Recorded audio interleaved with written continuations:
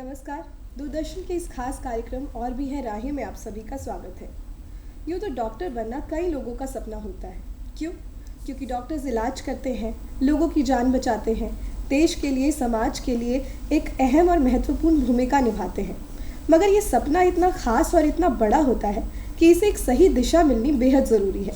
इसलिए आज के अंक में हम बात करेंगे bachelors in homeopathy medicine and surgery के बारे में।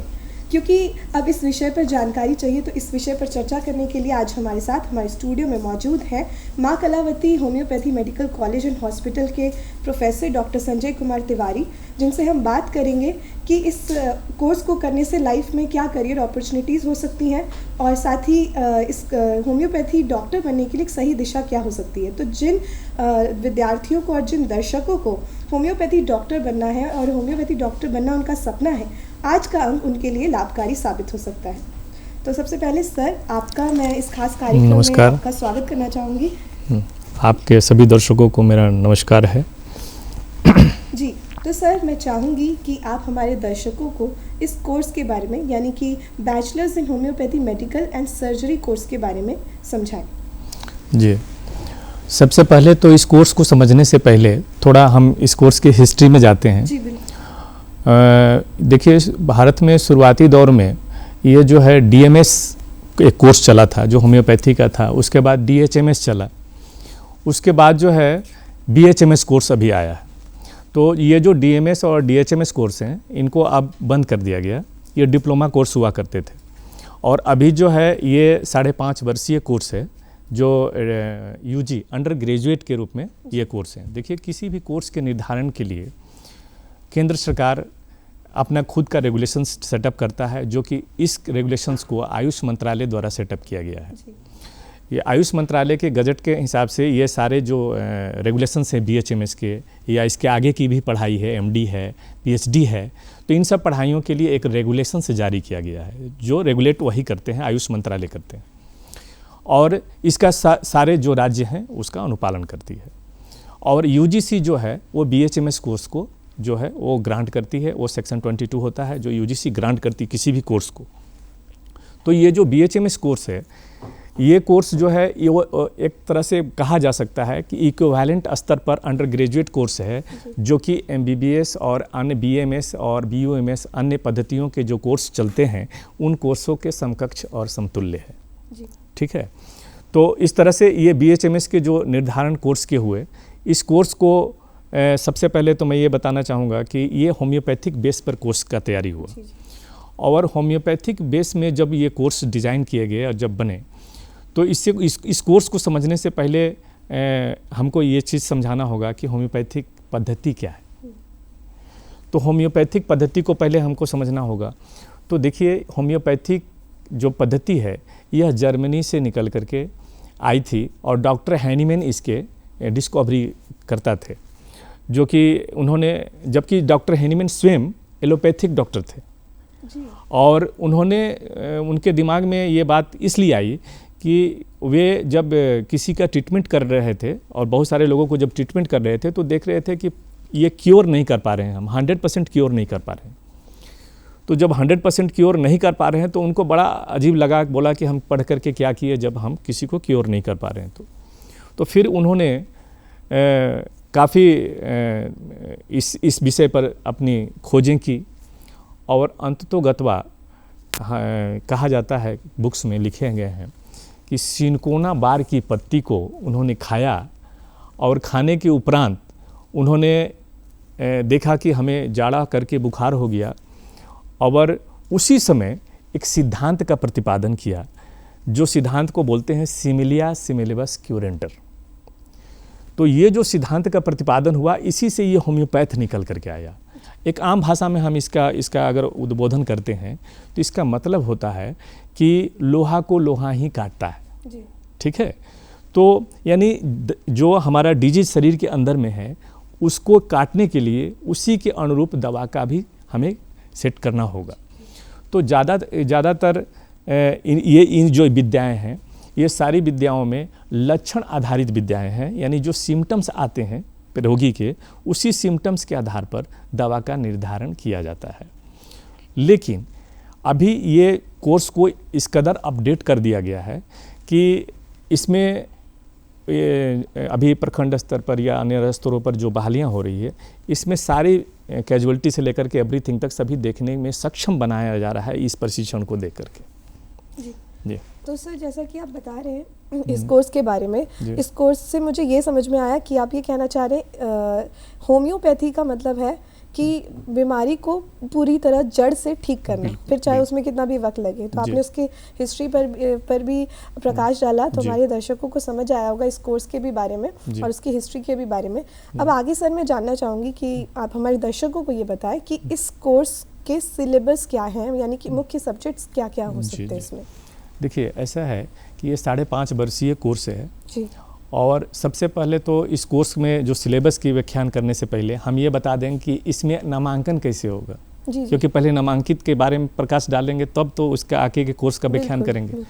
तो ये अभी क्या है कि ये जितने भी हमारे आयुष मंत्रालय द्वारा कॉलेज का ये संचालन किया जा रहा है, वे सभी जो है नीट के माध्यम से, जैसे MBBS में एडमिशन होता है, ठीक उसी भांति इसमें भी एडमिशन होता है। तो नीट से ही नामांकन होता है इसमें।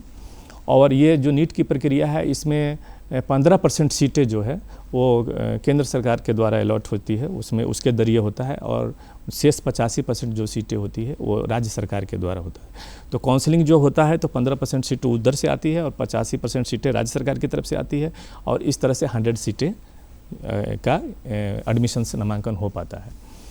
तो अब इसके बारे में क्या पूछ रही थी आप? जैसे कि नहीं, मेरा मतलब यही था, जैसे कि आपने इस कोर्स के बारे में बताया, तो सिलेबस में, हाँ, सिलेबस के बारे में पूछ रही थी। तो अब ये मैं आपको बताता हूँ कि 5.5 वर्ष के जो ये कोर्स है, इसमें जो सिलेबस है, इसमें टोटल 12 विभाग हैं। देखिए, इसमें हम जो विभागें MBBS में होती हैं वो विभाग यहाँ पर भी है, कुछ इक्वल विभाग है। और जहाँ डिफरेंट करता है उस चीज़ को मैं बता देता हूँ कि जो डिफरेंट उनसे करता है। देखिए, कुछ कॉमन सब्जेक्ट हैं जो सभी को पढ़ना है, जैसे एनाटॉमी हुआ, फिजियोलॉजी हुआ, बायोकेमिस्ट्री है, इसी के साथ फिजियोलॉजी के साथ आपका फार्मेसी हो गया। और ये फार्मेसी जो है इसका अलग फार्मेसी है, यानी जो होम्योपैथिक फार्मेसी के आधार पर रहता है। और फिर उसके बाद मेटेरिया मेडिका, यानी ये मेडिसिन्स के बुक्स होते हैं, जो लक्षणों के आधार पर मेडिसिन्स के पढ़ाए जाते हैं, उनके बुक्स होते हैं। इसके अलावा pathology, FMT, microbiology, community of medicines, और एक रेपर्टरी होता है, उसको पढ़ाया जाता है। तो ये सब इसके विषय हैं। और जो सारे विषय, इसमें से बहुत सारे विषय ऐसे हैं जो जिसमें सर्जरी भी है जी, सर्जरी भी इसमें पढ़ाया जाता है। तो बहुत सारे विषय जो हैं वही हैं जो MBBS को पढ़ना है जी। और लेकिन अलग होता है फार्मेसी से। तो जो होम्योपैथिक फार्मेसी इसको बोलते हैं, इसको फार्मेसी ना कह करके होम्योपैथिक फार्मेसी बोलते हैं जी। तो इसमें डिफरेंशिएशन क्या है, अलग क्या है? तो इसमें डिफरेंट ये है कि इसके जो मेडिसिन प्रिपरेशन होते हैं ना, वो पोटेंटाइज और डायनामाइज मेथड से होते हैं। ठीक है, पोटेंटाइज और डायनामाइज मेथड का मतलब हो गया कि ऐसा मान के चलिए कि इसको ये 2 स्केल में इसको तैयार किया जाता है। एक सेंडिस्मल स्केल होता है, और ये दोनों ही स्केल में जो ये मेडिसिन तैयार होते हैं, बस इसको आम भाषा में, चूँकि हम देखिए मेडिकली भाषा में अगर समझाएंगे तो लोग नहीं समझ पाएंगे, आम भाषा में हम इसको समझाने की कोशिश कर रहे हैं कि जिस तरह से 2 kg अगर दूध है जी, अगर उस 2 kg दूध को हम पूरा उसको प्रोसेसिंग करते करते करते करते एक छोटी सी गोली बना देते हैं जी, तो 2 kg दूध का एनर्जी जो है ना उस गोली में रिक्वायर्ड हो जाता है, उसमें आ जाता है। तो उसमें जब वो सारा आ जाता है एनर्जी, तो वह क्या करेगा कि वो जो उसके लक्षण है जो एनर्जी का, तो वो मेडिसिनल प्रॉपर्टी में भी अपना एनर्जी को रिक्वायर्ड करके रखेगा। जो सिम्टम्स है उसके आधार पर उसका हम प्रयोग कर सकते हैं। तो ठीक उसी तरह से हम एक उदाहरण पेश किए कि इसका मतलब यही हुआ कि ये जो है किसी भी चीज़ को रिक्वायर्ड करने के लिए एक बहुत ही सूक्ष्मता रूप से इसको रिक्वायर्ड करती है। आप देखिए, चूँकि इसके जो दवाई है ना, बहुत सारे लोग शक करते हैं जी, कहते हैं कि ये तो सिर्फ अल्कोहल की शीशी है, ठीक है, इसमें दवा है कहाँ? तो नहीं, ऐसा है कि इसमें होता क्या है कि जैसे जैसे जो इसकी जो फार्मूला है, ये जैसे जैसे इसके मेडिसिनल्स को, जिस तरह से आप न्यूक्लियर फ्यूजन समझ लो न्यूक्लियर फ्यूजन में क्या होता है कि अगर 1 kg का बम पटका गया तो वो धरती पर आते आते 2, 2 का 4, 4 का 8, 8 का ऐसे करके वो फ्यूज़न करता है, अपने एनर्जी को फैला देता है। तो ठीक उसी तरह से इसके मेडिसिन्स भी हैं। आज ये होम्योपैथी का विकास इस लेवल में हो चुका है कि ये पशुओं को भी चिकित्सा में बहुत कारगर हो गए हैं। जी बिल्कुल। अब मनुष्य को तो कर ही रहे हैं, पशुओं की चिकित्सा में भी बहुत कारगर हो गए। जी। तो सर जैसे कि इस कोर्स के बारे में भी आपने बताया, तो और आप दवा के बारे में भी आपने इस पे फोकस किया, तो अब इस कोर्स की विशेषता क्या है? देखिए, इस कोर्स की विशेषता ये है कि सबसे पहला तो ये पब्लिक डिमांड ऑन पब्लिक जो है, देखिए पहले राज्य सरकार हो चाहे केंद्र सरकार हो, इसमें बहाली का जो मात्रा था वो बिल्कुल कम था। लेकिन अभी धीरे धीरे जब से आयुष मंत्रालय आया है तब से बहाली बहुत ही तेज़ी से होने लगा है। हर प्रखंड स्तर पर होम्योपैथिक चिकित्सक भी नियुक्त हो रहे हैं। जी बिल्कुल। तो इससे सबसे बड़ा फ़ायदा तो ये होने जा रहा है कि प्रखंड स्तर पर सारे जगहों पर जब नियुक्तियां होने लगेगी तो एक रोजगार परक परिस्थिति बनेगी। पहले जो भी पढ़ते थे या जो भी है तो अपने बलबूते पर क्लिनिक खोल करके बैठ जाते थे और वहाँ पर वो अपना दवा भी बेचते थे और प्लस अपना रोगी को भी देखते थे। तो कुछ इस स्तर पर यात्रा ये इस झारखंड में शुरू हुआ। लेकिन आज जो है करोड़ों रुपया का मतलब ये बाज़ार हो चुका है मेडिसिन का। तो ये एक काफ़ी फलता फूलता हुआ झारखंड के लोगों के लिए है, क्योंकि इसमें एक और चीज़ है कि अगर बहुत कम पैसे में ही इसके इलाज संभव है। मात्र 10-20 रुपये के में दवा उवा के साथ सब कुछ हो जाता है उनका। तो लोगों की रुझान भी है और लोग ठीक भी होते हैं। क्रोनिक डिजीज़ पर तो बिल्कुल झारखंड में काफ़ी चमत्कार डॉक्टरों ने किया है। क्रोनिक डिजीज़ पर बहुत कुछ काम कर रहे हैं और एक्यूट पर भी अच्छा काम कर रहे हैं। पर सर मैं यहाँ पे पूछना चाहूँगी, जैसा कि आप होम्योपैथिक मेडिसिन के बारे में भी बात कर रहे हैं और हम कोर्स के बारे में बात कर रहे हैं, तो कहीं ना कहीं आपने जैसे इसके फ़ायदे बताए, फ़ायदे तो हैं ही, मगर ऐसा भी है कि लोग कहते हैं इसमें बहुत समय लगता है ठीक होने के लिए। तो लोग इस कोर्स का चुनाव क्यों करेंगे जब उन्हें पता है कि अगर हम ये कोर्स करते हैं तो लोगों का रुझान हो सकता है ज़्यादा आयुर्वेद की तरफ या एलोपैथ की तरफ भी रह सकता है? ये कम्प्लीटली मिथ्या है, बिल्कुल ये भ्रम है। अच्छा। क्योंकि साइंटिफिक इसके कोई प्रमाण नहीं है। अच्छा। क्योंकि वैज्ञानिक तरीके का ये इलाज है, इसमें कोई अवैज्ञानिक तत्व नहीं है। क्योंकि अगर वैज्ञानिक नहीं होता तो राज्य सरकार और केंद्र सरकार इसको क्यों पहल करती? बिल्कुल। और आज एक वैकल्पिक के रूप में आयुष इसके बारे में क्यों सोचते?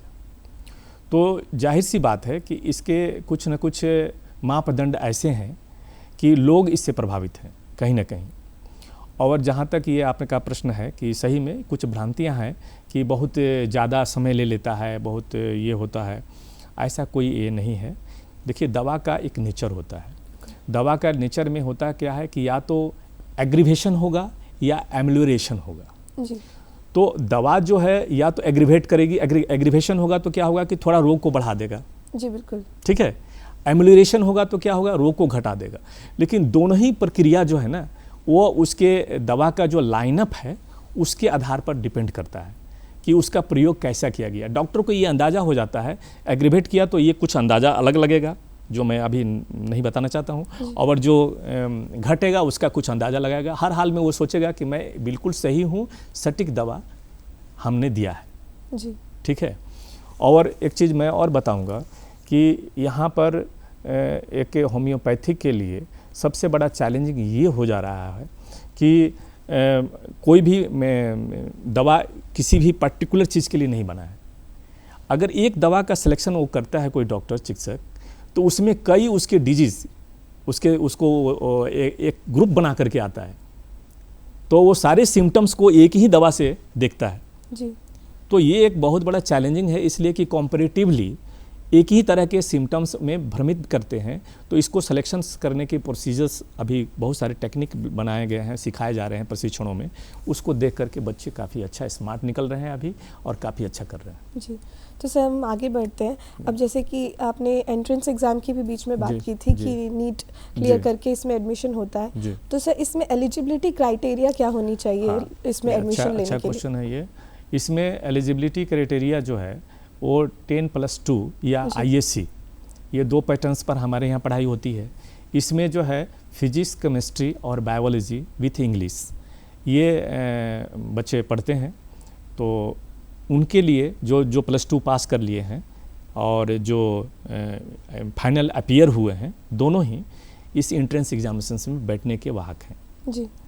और ये संयुक्त रूप से एग्ज़ाम होता है। इसमें MBBS वाले भी बैठते हैं, इसमें BAMS वाले भी बैठेंगे, इसमें BHMS वाले भी बैठेंगे और BUMS में। कोई सेपरेट एग्ज़ाम नहीं है, एक 1 खिड़की है, 1 विंडो है और उसमें सभी लोग बैठते हैं और अपने क्राइटेरिया के हिसाब से वो उनका अपना चयन होता है, तो स्कोर के हिसाब से चयन होता है। जी, तो सर आम तौर पर इस कोर्स के फ़ीस स्ट्रक्चर्स क्या होंगे?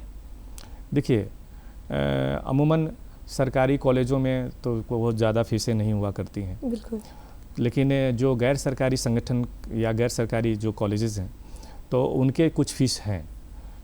अमूमन जो है फ़ीस जो है मान के चलिए कि 6 लाख के आसपास में पूरा फुल प्रेडिकेट 5.5 साल के कोर्स को कंप्लीट किया जा सकता है।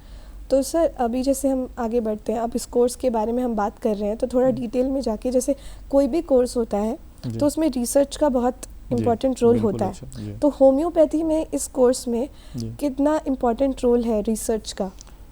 इसमें बहुत रोल है रिसर्च का। एक्चुअली क्या है कि जिस समय हमने जो कहानियाँ बताई आपको कि जर्मनी से जिस तरह से यात्रा शुरू हुआ, तो उस समय जितने भी मेडिसिन्स का डॉक्टर हैनीमैन ने बहुत सारे, अभी तक डॉक्टर हैनीमैन के ही मेडिसिन्स हम लोग उसको ईजाद करके मतलब देख रहे हैं, लेकिन जितने भी वो मेडिसिन्स का रिसर्च उन्होंने किया था वे सारे के सारे हेल्दी ह्यूमन बींग्स पर किया था। तो हेल्दी ह्यूमन बींग्स का डिफिनेशन क्या है कि वो फिजिकली फिट है और मेंटली भी फिट है जी। तो उस व्यक्तित्व पर वो उन्होंने रिसर्च किया। आज के जो दौर है, अभी भी जो समय के साथ सब कुछ बदल रहा है, सारे कुछ परिवर्तित हो रहे हैं, तो ऐसा बात नहीं है कि रिसर्च नहीं हो रहा है, रिसर्च हो रहा है। अभी देखिए, पहले इसका सिद्धांत था single dose and single remedy जी। तो यानी एक ही दवा हमको देनी है, ठीक है।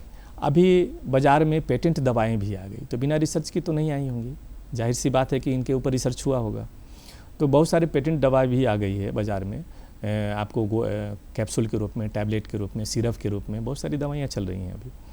तो जाहिर सी बात है कि कुछ रिसर्च हुआ ही होगा, क्योंकि सरकार इसकी अनुमति दी है तो कुछ तो जांच करके दी ही होगी।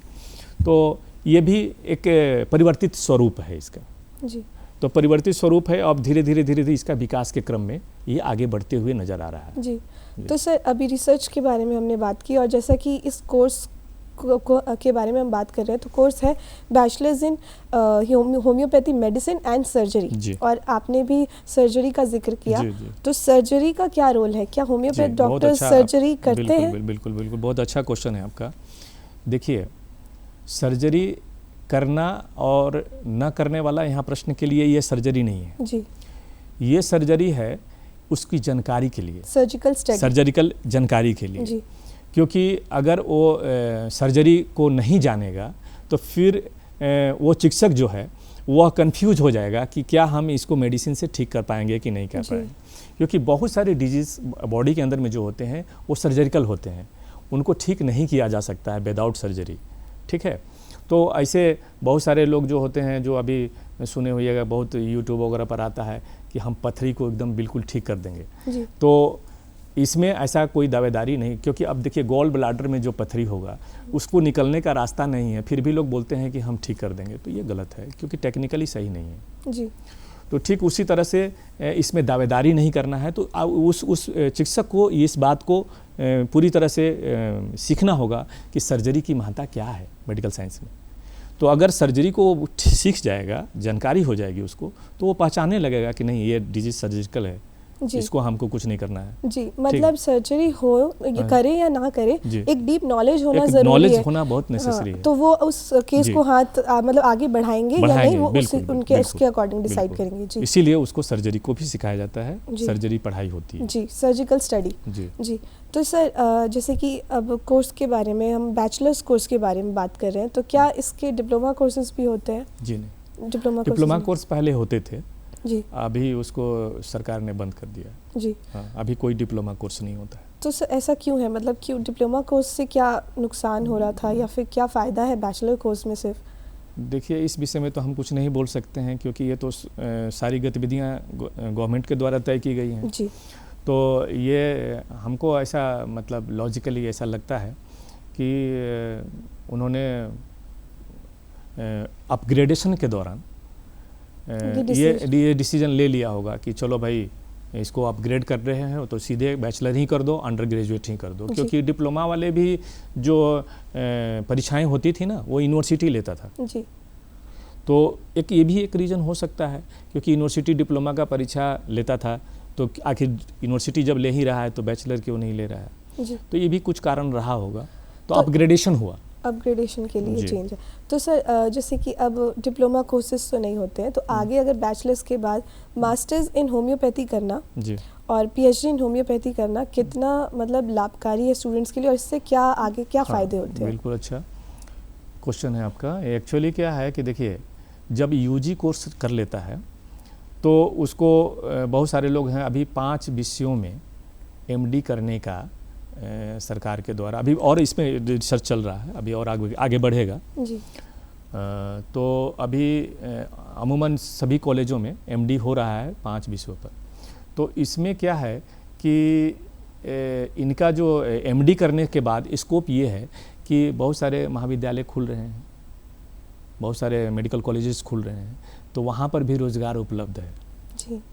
एज ए टीचर वहाँ जा सकते हैं। लेकिन मैं एक बात और स्पष्ट कर देना चाहता हूँ कि अभी सरकार ने, ये बहुत इम्पोर्टेंट बात है इसलिए मैं बताना चाहता हूँ, सरकार ने 2 बातें तय कर रखी है। पहला कि मात्र BHMS कर लेने से आप डॉक्टर नहीं हो जाएंगे जी। ठीक है। अभी क्या है कि सरकार रजिस्ट्रेशन से पहले एक एग्जिट एग्ज़ाम लेगी ठीक है, फिर एक एग्ज़ाम आपको कंपटीशन का क्रैक करना पड़ेगा जी। उसके बाद रजिस्ट्रेशन होगा आपका और तभी आप डॉक्टर की उपाधि प्राप्त कर पाएंगे जी। तो एक तो यहाँ ये हो गया। और दूसरा कि अगर आप पहले क्या होता था कि एमडी कर लिए तो शिक्षक बन गए, अब ऐसा नहीं है। अभी उसके लिए भी एग्ज़ाम क्रैक करना होगा शिक्षक बनने के लिए जी। अब पहले था कि एमडी का योग्यता हो गया तो एग्ज़ाम हम बिना दिए आ गए, ज्वाइन कर लिए एज ए असिस्टेंट प्रोफेसर। अब ऐसा नहीं है। अब असिस्टेंट प्रोफेसर बनने के लिए भी आपको एग्ज़ाम को क्रैक करना ही होगा। तो हर हाल में आयुष मंत्रालय ने बहुत अपग्रेडेशन किया, बहुत अच्छा से अभी हमारे आने वाला भविष्य इसमें है जी। तो सर मैं आगे आगे बढ़ना चाहूँगी और मैं चाहूँगी कि आप हमारे दर्शकों को बताएं कि इस कोर्स को करने के मतलब क्या फ़ायदे हैं और लाइफ में आगे क्या करियर अपॉर्चुनिटीज़ होती हैं और कितने रास्ते खुलते हैं इस कोर्स को करने के बाद? देखिए, सबसे पहला चीज़ है कि कोर्स ऐसा होना चाहिए जिसमें अगर कोई ज़रूरी नहीं है कि हमको राज्य सरकार या केंद्र सरकार जॉब दे दे। बिल्कुल ठीक है, हम सेल्फ डिपेंडेंट जॉब भी कर सकते हैं। बिल्कुल। तो सबसे पहला तो इसका एक खासियत ये है कि वह अपने आप में चिकित्सक है, आप क्लिनिक में बैठ सकते हो, क्लिनिक चला सकते हो और दवा वगैरह अपना ये कर सकते हो। तो उससे आपको क्या है कि आपका एक रोज़गार परक स्थिति बनी रहेगी, आप बेरोज़गार नहीं कहे जाओगे। एक तो पहला तो ये बात हो गया। दूसरा, राज्य सरकार और केंद्र सरकार व्यापक तौर पर ग्रामीण बहुल क्षेत्रों में इस पर कार्य कर रही है, NRHM भी कार्य कर रहे हैं। तो इसमें बहुत तादाद में बहाली होने की संभावनाएं हैं जी। अभी भी हो रही है और आगे फ्यूचर में भी होगी। तो बहालियाँ बिल्कुल होगी, तो रोज़गार परक तो है ही। और एक चिकित्सक पर अगर देखा जाए एलोपैथिक में तो बहुत सारे मतलब वॉल्यूम बढ़ा हुआ है, 5,000 6,000 पेशेंट आ जाते हैं अगर औसतन प्रतिशत में लगा देते बिल्कुल। तो अब उनको पाटने के लिए वैकल्पिक व्यवस्था तो करना ही पड़ेगा और उस वैकल्पिक व्यवस्था की तरफ से सरकार जो है वो अपना सोच रही है।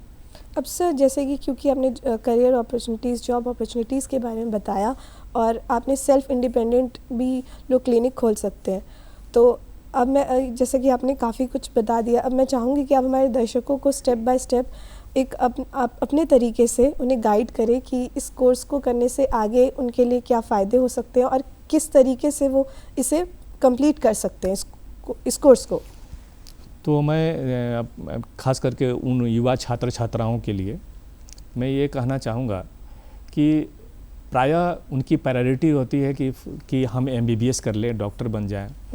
और लेकिन मैं ये कहूँगा कि डॉक्टर बनने के लिए और भी विकल्प हैं, आप उन विकल्पों को भी चुन सकते हैं और आप स्वच्छंद हैं, क्योंकि कभी कभी क्या होता है कि हम 2-3 स्टेप के स्कोर से नीचे चले आते हैं। 1 नंबर अगर कम हो तो हज़ारों के नीचे होते हैं, ठीक है। नीट में 1 नंबर कम हो जाए ना तो हज़ारों लाखों के नीचे चले जाते हैं, बिल्कुल। तो अगर आपको लगता है कि हमारी प्रतिस्पर्धाएँ बढ़ते जा रही हैं, हमारा नेक्स्ट जनरेशन जो इधर से आ रहा है वो बहुत इंटेलिजेंट है, अब आप वेट करोगे 3 साल 4 साल तो झूठ-मूठ का समय जाया कर रहे हो। तो मेरा एक सुझाव है कि अगर आप लोग इंटरेस्टेड हो, चिकित्सक बनना ही है, तो आप अपनी वैकल्पिक व्यवस्था में होम्योपैथी को चुन सकते हो। जी, तो बहुत बहुत धन्यवाद सर आपका हमारे इस खास कार्यक्रम में आने के लिए और इतनी महत्वपूर्ण जानकारी देने के लिए। तो संजय कुमार तिवारी जी से हमने बात की, जिन्होंने homeopathy bachelors in homeopathy medicine and surgery के बारे में हमें तमाम बातें बताई, कई जानकारियाँ दी उन्होंने। और आशा करते हैं कि जो आगे जिन्हें करियर अपॉर्चुनिटीज़ के लिए अपने कुछ डिसीजंस लेने होंगे, कुछ गाइडेंस की ज़रूरत थी, उन्हें भी एक सही मार्गदर्शन मिल पाया। अगर साथ ही साथ जिन विद्यार्थियों को, जिन दर्शकों को होम्योपैथी में अपना करियर बनाना है और होम्योपैथिक डॉक्टर बनना है, उन्हें भी इस चर्चा से और इस जानकारी से लाभ मिला होगा। तो बस आज के लिए इतना ही, हमें दीजिए इजाज़त। और भी है राहें के अगले अंक में फिर मिलेंगे आपसे, तब तक के लिए नमस्कार। नमस्कार।